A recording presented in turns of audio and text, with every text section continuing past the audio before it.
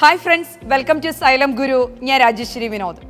ഇന്ന് നമ്മളൊരു പ്രധാന വിഷയമാണ് കണ്ടുപോകുന്നത്. വേറൊന്നുമല്ല, സമായോജനവും അപസമായോജനവും, അഡ്ജസ്റ്റ്മെന്റ് ആൻഡ് മാൽ അഡ്ജസ്റ്റ്മെന്റ്. നമുക്കറിയാം, നിത്യേന നമ്മൾ കേൾക്കുന്ന രണ്ട് കാര്യങ്ങളാണ് സമായോജനം. അഡ്ജസ്റ്റ് ചെയ്യാൻ പറ്റുന്നില്ല, അല്ലെങ്കിൽ അഡ്ജസ്റ്റ് ചെയ്യേണ്ട അവസ്ഥ വരുന്നു എന്നുള്ളത്. എന്താണ് ഈ സമായോജനം? എന്താണ് അപസമായോജനം?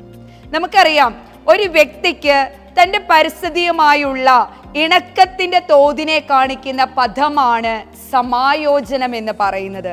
Harmony between the person and his environment. അങ്ങനെയാണെങ്കിൽ അപസമായോജനം എന്താണെന്നുള്ളതാണ്. നമുക്കറിയാം, അപസമായോജനം എന്നാൽ ഡിസ്ഹാർമണിയാണ്.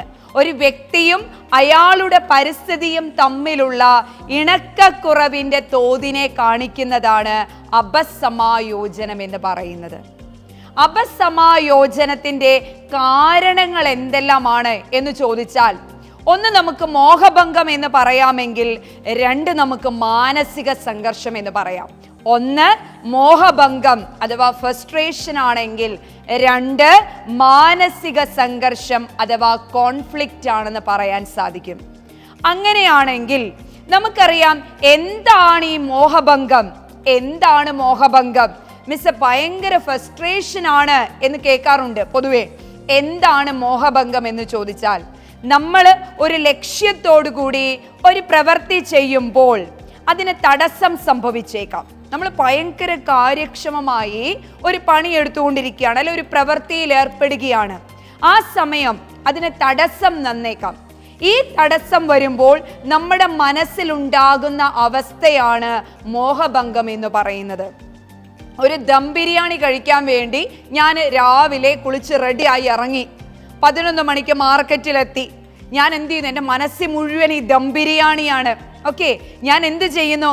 ATM കൗണ്ടറിൽ പോയി എടുത്ത് എൻ്റെ ATM കാർഡ് ഇട്ടു. ദേണ്ട വരുന്നു, 0 ബാലൻസ്, ഒന്നുമില്ല. ഞാൻ ലക്ഷ്യത്തോടു കൂടി, എൻ്റെ ലക്ഷ്യം എന്തായിരുന്നു? അന്നൊരു ദം ബിരിയാണി കഴിക്കണം എന്നതായിരുന്നു. പക്ഷെ എൻ്റെ ATM പൈസയില്ല. സ്വാഭാവികമായിട്ടും എൻ്റെ ലക്ഷ്യത്തിന് അവിടെ ഒരു തടസ്സം വന്നു. അപ്പൊ സ്വാഭാവികമായിട്ടും എന്നിലുണ്ടാവുന്ന അവസ്ഥ എന്തായിരിക്കാം? മോഹഭംഗമാണ്, അല്ലേ? ഫ്രസ്ട്രേഷൻ, അയ്യോ അത് നടന്നില്ലല്ലോ, ഒരു മോഹഭംഗം എനിക്ക് സംഭവിച്ചേക്കാം.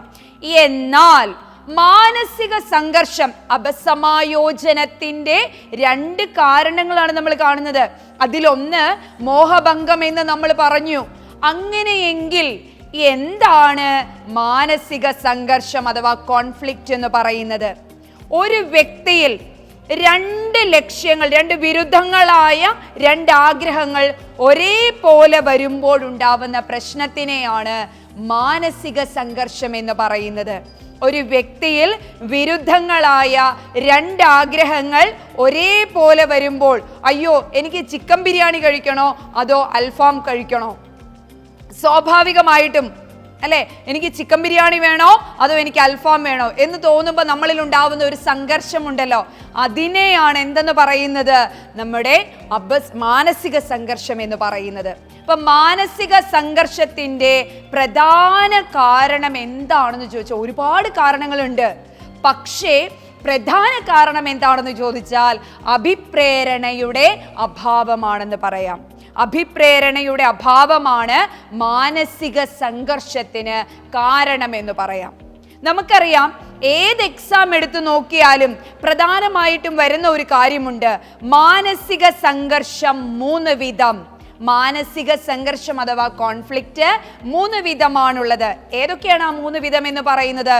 ഒന്ന്, സമീപന സംഘർഷം, അപ്രോച്ച് കോൺഫ്ലിക്റ്റ്. 2, സമീപന വർജന സംഘർഷം, approach avoidance conflict. 3, avoidance conflict അഥവാ വർജന സംഘർഷം എന്ന് പറയുന്നു. ഓക്കെ, അപ്പൊ എന്താണ് സമീപന സംഘർഷം എന്ന് ചോദിച്ചാൽ, നമുക്കറിയാം, നിങ്ങളുടെ കയ്യിൽ LD ക്ലർക്കിന്റെ എക്സാം കഴിഞ്ഞു, LP UPയുടെ എക്സാം കഴിഞ്ഞു. രണ്ടിൻ്റെയും അഡ്വൈസ്, LD ക്ലർക്ക് 15-ാം തീയതി വന്നു, LP UPയുടെ അഡ്വൈസ് 16-ാം തീയതി വന്നു. ഈ രണ്ട് അഡ്വൈസ് നിങ്ങളുടെ കയ്യിലിരിക്കുകയാണ്. ഇതിലേത് ജോലി വേണം ഞാൻ തിരഞ്ഞെടുക്കാൻ എന്ന് നിങ്ങളിലുണ്ടാകുന്ന സംഘർഷത്തിനെയാണ് സമീപന സംഘർഷം എന്ന് പറയുന്നത്. 2 സ്വാഹതാർഹമായ കാര്യങ്ങളിൽ, 2 അഭിലഷണീയമായ കാര്യങ്ങളിൽ ഏത് വേണം തിരഞ്ഞെടുക്കാൻ എന്ന് ഒരു വ്യക്തിക്കുണ്ടാവുന്ന സംഘർഷത്തിനെ എന്തെന്ന് പറയാൻ പറ്റും? അപ്രോച്ച് കോൺഫ്ലിക്റ്റ് അഥവാ സമീപന സംഘർഷം എന്ന് പറയാം.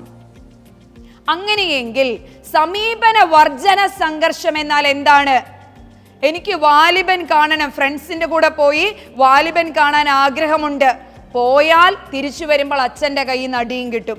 അപ്പൊ കൂട്ടുകാരുടെ കൂടെ വാലിബൻ കാണാൻ പോകുക എന്ന് പറയുന്നത് സ്വാഹതാർഹമായ ഒരു കാര്യമാണ്. എന്നാൽ അച്ഛൻ്റെ അടി വാങ്ങിക്കുക എന്ന് പറയുന്നത് നിഷേധാത്മകമായ ഒരു കാര്യവുമാണ്. അപ്പൊ ഇതില് ഏത് ചൂസ് ചെയ്യണം, ഏത് അവോയ്ഡ് ചെയ്യണം, ഏത് ചൂസ് ചെയ്യണം, ഏത് അവോയ്ഡ് ചെയ്യണം എന്ന് തോന്നുന്ന സംഘർഷത്തിനെയാണ് അപ്രോച്ച് അവോയ്ഡൻസ് കോൺഫ്ലിക്റ്റ് എന്ന് പറയുന്നത്, അല്ലെങ്കിൽ സമീപന വർജന സംഘർഷം എന്ന് പറയുന്നത്. സെറ്റല്ലേ? ഇനി മൂന്നാമത്തേതാണ് വർജന സംഘർഷം എന്ന് പറയുന്നത്. ഇന്ന് ചോദ്യം ചോദിച്ചു, ഉത്തരം പറഞ്ഞില്ല, സ്വാഭാവികം, എംപോസിഷൻ കൊടുത്തു. നാളെ 100 വട്ടം നീ എഴുതിക്കൊണ്ട് വന്നില്ലെങ്കിൽ നിനക്കിട്ട് ഞാൻ നല്ല പെട തരുമെന്ന് പറയുകയാണ്. കുട്ടിയുടെ മനസ്സിൽ അയ്യോ നാളെ 100 വട്ടം എഴുതിക്കൊണ്ട് പോകണം, അല്ലെങ്കിൽ ടീച്ചർ എന്നെ പിടിച്ച് കൂട്ടുകാരുടെ മുമ്പിൽ വെച്ച് അടിക്കും. അപ്പൊ സ്വാഭാവികമായിട്ടും ദൈവമേ ഇതിലേത് ഞാൻ അവോയ്ഡ് ചെയ്യണം?